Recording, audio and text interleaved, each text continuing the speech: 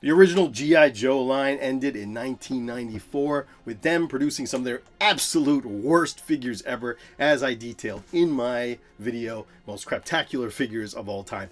But the crap did not end there. G.I. Joe has continued on through the years, through many different iterations, and in all of them there has been produced some crap, and that is what we are going to talk about here today. These are the worst G.I. Joe action figures of the modern era. Yo, Joe! Matt Damon. And now we're talking modern era. We're really talking like anything after 1994, which I know is a pretty broad. To me, that's modern. Okay, to me, I'm a product of the 80s and 90s, and you're talking about anything after 95 as like the present day, because that's where I live. I'm going to be pulling from every era of G.I. Joe here after the original line to find you some of the worst action figures you will ever see with the name G.I. Joe labeled all over them. And here we go this is from G.I. Joe Retaliation, and this is Firefly. Now, you'd think that this Firefly would be a pretty good figure because I think Ray Stevenson as Firefly was just a hit for me. I think, having Firefly, first of all, he's kind of in green camo, which I'm not a fan. Don't change that iconic gray camo. But here's why this figure sucks so bad, okay? First of all, it comes with this vehicle. And when you first look at the vehicle, you're like, okay, that's kind of cool.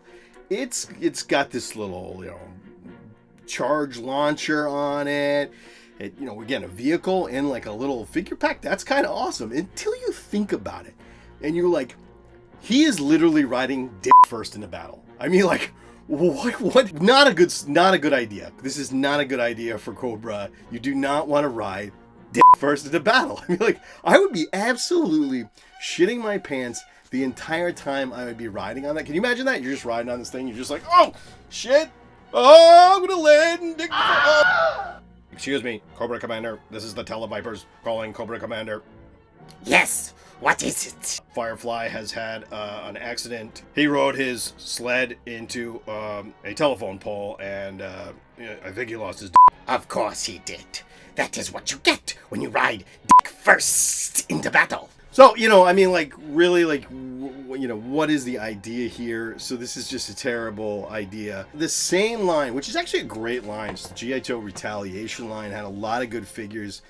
They're doing some really good designs, and this is not one of them. And this is Zartan, okay? And I actually bought this Zartan because I kind of liked it at the time, but looking at it now, I'm like, did Zartan get an eating disorder? Like, why is he so skinny? Zartan is a master of disguise, right? So who is he going to disguise himself as? Kate Moss?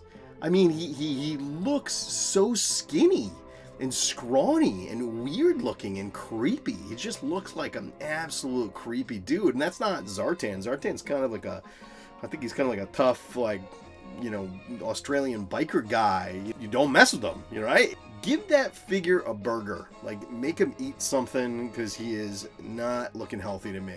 And not to mention, he's also like kind of scary looking, right? He's just kind of creepy looking. And you know what also is scary? I was going online the other day, and I went on a website looking for G.I. Joe comics online, which are always reputable websites. And it turned out it was not a reputable website at all. And it was a website fishing for my data. However, I had Aura at my side. Aura is the sponsor of this video. Chances are your data is out there too, because in 2024, there was a national public data breach from a hacker organization known as USDOD, no affiliation to Cobra. And they grabbed all kinds of data, including basically your address, your phone number, your social security number, credit card information, and they leaked it online to the highest bidder. I've been using Aura for a couple weeks now, and I find it has all kinds of useful tools. The browser extension will block ads and malware. If you, like me, occasionally go on an obscure website once in a while, just to read some comics. I swear, that's the only reason. Also, Aura stores all your passwords and alerts you when one of them has been leaked online. If you're sick of spam calls, Aura's opt-out feature will make it so you're off the call list. Aura also monitors your personal data, including your social security number, across billions of data points like the dark web and public court records to alert you about potential identity theft. Every adult on the account, that's up to 5 people, gets $1 million in identity theft insurance to help cover eligible losses and fees, with a total of up to $5 million in coverage. Aura membership also includes a VPN, which protects your internet connection with military-grade encryption. Yes, it actually is military-grade. Aura also comes with antivirus protection. It's secured your devices from malware, including viruses, spyware, trojans, ransomware, and more, and it works for Android, PC, and Mac. It also has certified data security and privacy. Your data is safeguarded using the same security standards as banks and the military. Plus, Aura will never sell your data to third parties. So you get this all in one app at one affordable price. Hey, I'm not leaving myself and my family vulnerable to data breaches and brokers. And if you don't want it either, you can go to aura.com/Destro is my spirit animal to try 2 weeks for free. Click on the link in the description, and that'll be enough time for Aura to find out if any of your personal data has been exposed, which frankly it probably has. I immediately found out that all kinds of my data is out there. So it was a little scary. And thanks to Aura for sponsoring this video. Aura offers you extreme protection. You know what else is extreme? This guy. Okay, this is Fright from G.I. Joe Extreme. And now, you could make up a whole list of the G.I. Joe Extreme characters, because it's really maybe the worst version of G.I. Joe. Everything that you love about G.I. Joe is gone. The many, many points of articulation is gone. I mean, these things just move, and the arms, the head, and the waist, their legs don't even move. And they also have these like crazy extreme poses. I think you have to understand extreme and the obsession with things that are extreme. You have to have been from the 90s, and when everything was extreme, the extreme sports became a huge thing, and all of a sudden everything's extreme, and nothing was more extreme than G.I. Joe Extreme. When Itchy and Scratchy, was not cool enough, and they decided let's bring in Poochie. That's basically what G.I. Joe Extreme is. It's the Poochie version of G.I. Joe. It's our new friend, Poochie. What's that name again? I forgot. The name's Poochie D, and I rock the telly. I'm half Joe Camel and a third Fonzarelli. Poochie is one outrageous dude. However, the worst of all of these figures has to be this one, Fright. And I'm going to tell you why. A couple of reasons. If there was ever an ad for kids not to take steroids, this would be it. This guy is absolutely roided out. I mean, he actually looks like one of those Maxim Sweat action figures. That's the action figures that sweat from the WWE. But also, he seems to be in perpetual motion, but not in a cool way. More like he is sort of sliding down a corridor. I mean, he's got his do-rag is sort of up, flying in the air. He's really leaning. He's leaning at an angle. I don't know why leaning would be a cool idea or anything that would help you in a battle. And this expression on his face just says, I am halfway through the biggest shit of my life. And I gotta grab on a handlebar or something. Maybe that's why he's leaning. I don't know. He's rocking back and forth. Maybe he's in the middle of a rock back and forth to try to get that one out. I don't know why, but he just looks terrible, and it just doesn't make any sense at all. He has this one sword that looks pretty cool. I'm gonna give him that. That's cool. But then he also has this mace. It's a mace, but it just does not look like a mace. It kind of looks like anal beads, or it really just looks like, it looks like on a stick. I don't know what the hell the thing is, but he is the worst of the G.I. Joe Extreme, which says a lot, because most of the G.I. Joe Extreme sucks. We have the Lady Jaye from G.I. Joe Retaliation. Now, G.I. Joe Retaliation, I think, is a pretty good movie. It's other than the G.I. Joe the movie, it's kind of my favorite of the movies, which I ranked them all here. But and one of the things I love that nobody can complain about is Adrienne Palicki as Lady Jaye. I mean, how are you going to complain about that? But she gets her own action figure in the Retaliation line, and this is what it looks like. Where did the disconnect go in sculpting that you look at this woman, who is objectively a just absolutely stunningly beautiful woman, and you make that face out of it, right? She looks like she would lecture you about manspreading, right? Like she looks like she looks like she would just be an absolute just pain in your, just like girl that you just do not want to spend time with. I don't know, the lack of any attempt to make something that looks like, I mean, and here's the thing, you got Channing Tatum, that looks exactly like Channing Tatum. So the sculptors there were doing good stuff. They could do it. Like, you got a perfectly good Channing Tatum, and why not give me a really perfect recreation of Adrian Palicki? In fact, I want an Adrian Palicki action figure, preferably life-size. Next in line, we go way forward into the present, which we will when we pick out two of the worst figures in the classified line. Now, I tried to come up with a list of bad classified figures, but there just isn't any. They're not bad. I mean, these things are incredible overall. The sculpting is good. I couldn't come up with a list of 10, but I could come up with a list of 2. And number 1 for this, we all are familiar with Face Falcon, right? I mean, like, look at this guy's mug. It is just the worst figure in the G.I. Joe classified line. It always reminds me. I think somebody else pointed this out, so I'm not gonna take credit for this. I just don't know who. I think it was somebody in the comments. They pointed out that it looks, not only does it looks exactly like, or it might have been a review show, like might have been a reviewer. I can't remember who though. Sorry.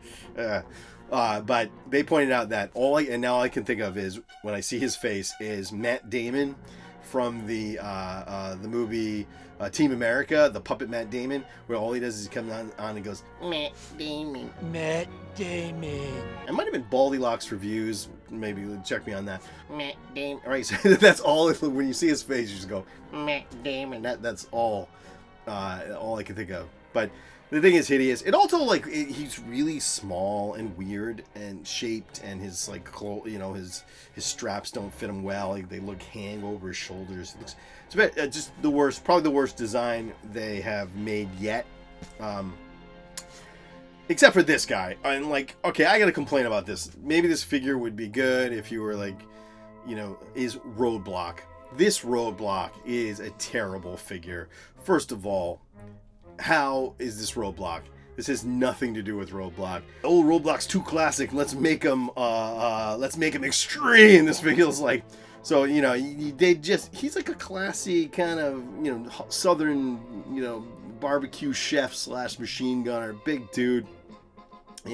I appreciate their love of tattoos, and I think that most of the time I do enjoy the tattoos. I'm not seeing Roadblock as a guy that's got a ton of tattoos, but I mean, this guy just looks like a bouncer at an annoying club you wouldn't want to go to. Next in line, we're gonna see these are some deep cuts that you will find if you research the convention exclusives or the collectors club. There's all kinds of things that were produced, not mass produced, hard to find, hard to get.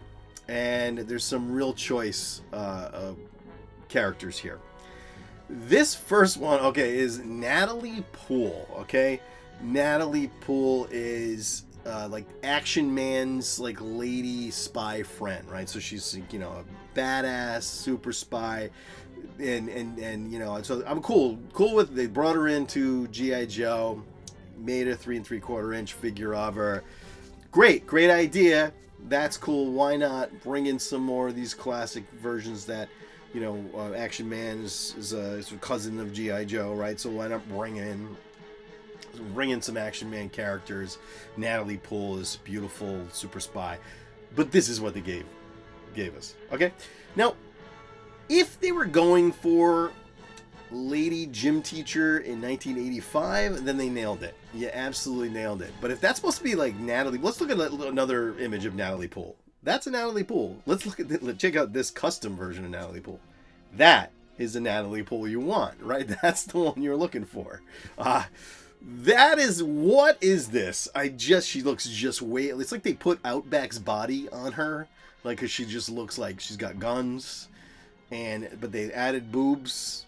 little ones, you know, those little muscular kind of boobs, and they just give her a mullet. I don't.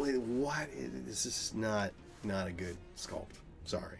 Next in line, also from the Collectors Club, and sometimes they would have a Collectors Club figure that would be built on a convention. And this is almost interesting, but I think it just becomes so weird and doesn't quite work. And this guy is called Chef. Now, yeah, they probably need a cook, but would he need his own action figure, right? Like, you know, he comes with pots and pans. But this is the thing that I think almost kind of a hit for me. Almost kind of works, except I'm just gonna wonder what this is about. What is he cooking?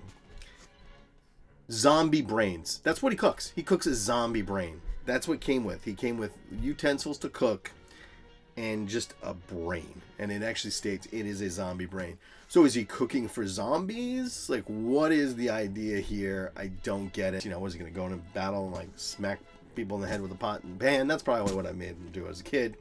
Just a weird figure. I don't know. Doesn't really work. Next in line we have the amazing line of Valor versus Venom, which is not one of my favorites, not by a long shot.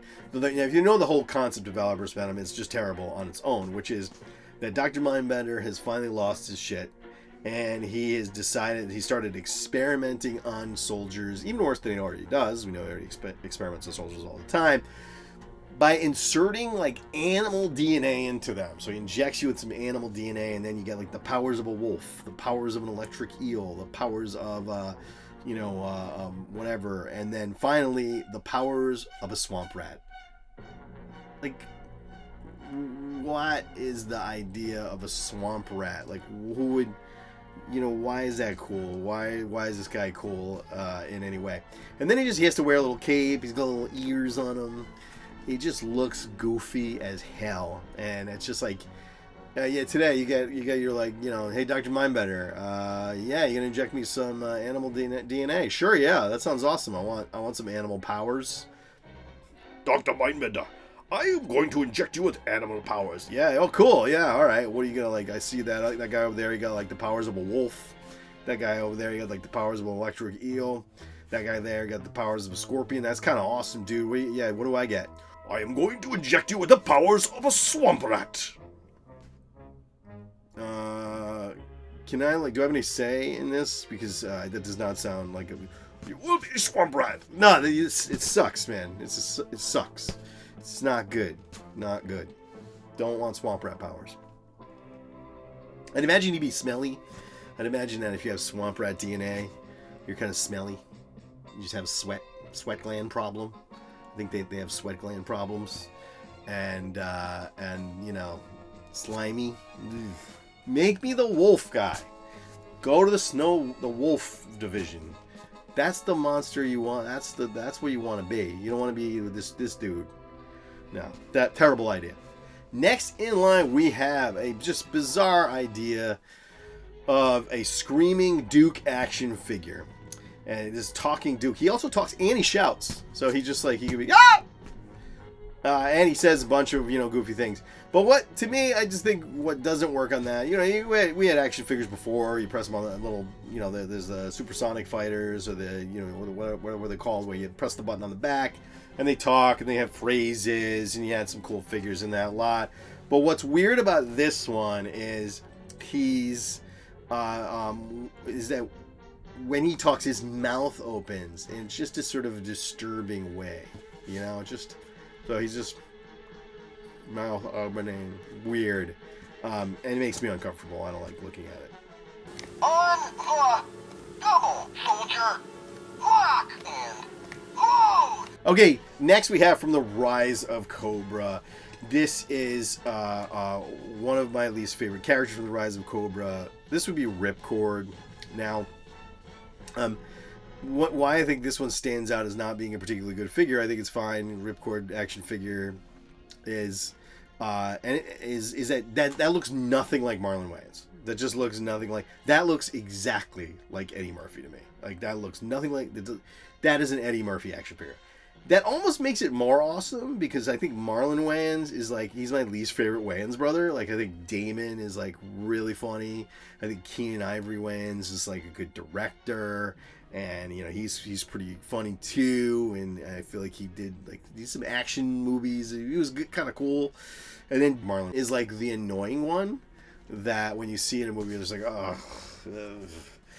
So it's kind of in a way better. So is this a bad figure? It's better than would it be if it actually looked like Marlon Wayans, who is objectively annoying. Okay, next in line. Speaking of Rise of Cobra, my least favorite movie, is this version of Channing Tatum, right? Is this Magic Mike action figure line or G.I. Joe? I don't know why. This is just bizarre. This is a 12-inch figure. It actually has a pretty strong likeness to Channing Tatum. And I'm not a big fan of him in this era. He's okay now. He's been okay. He's done some good stuff since then. But when he first came out, not a fan. He's not my Duke. Hashtag not my Duke. And but this particular one, he just looks like he is lined up to, come to your sister's bachelor party. I just don't know. Like he comes in. He's like, yeah, I'm G.I. Joe. I'm here to, I hear Cobra is infiltrated, and then he just starts stripping. That's what he looks like to me. Now, if you really look closer, you look far away, it looks just absolutely just terrible, like a stripper. But then you go in a little closer, you notice that actually he's not naked under the vest and his little hat. He's got a little fashionable hat. This is what makes him look like a stripper to me. He's actually wearing like a sweater, but the sweater is like bizarrely skin colored. So there's just a terrible figure. Nobody wants a Magic Mike action figure in G.I. Joe. No Magic Mike in G.I. Joe. No. Okay, possibly one of the worst figures in the line, and this almost looks like a good figure. This is almost a great figure and this is Doc. This is Doc figure. This is a Toys R Us exclusive Doc figure. Now you look at him, he comes loaded out. I love Doc. He's a great character. He's got a really great meta kit with all kinds of accessories, but here's the problem with his Doc. Take his collar off, and this is what you get. He looks like E.T. I mean, what happened to his neck? What'd you do to him? What'd you do to poor Doc? I think Doc needs to examine himself for what has happened to his neck to extend and get this weird pencil neck thing going on, because he really looks bizarre. His head is too small too. He looks like Beetlejuice put the little shrunken powder on his head. It's just a really bizarre figure. To keep that collar on, maybe he's cool. Take that collar off, and you get the E.T. looking mother. That is my vote for the most craptacular figures of the modern era. What do you think? Did any I missed that are pretty terrible? Tell me in the comments below. And if you want to watch some more, videos where I make fun of terrible action figures, check out this one or that one.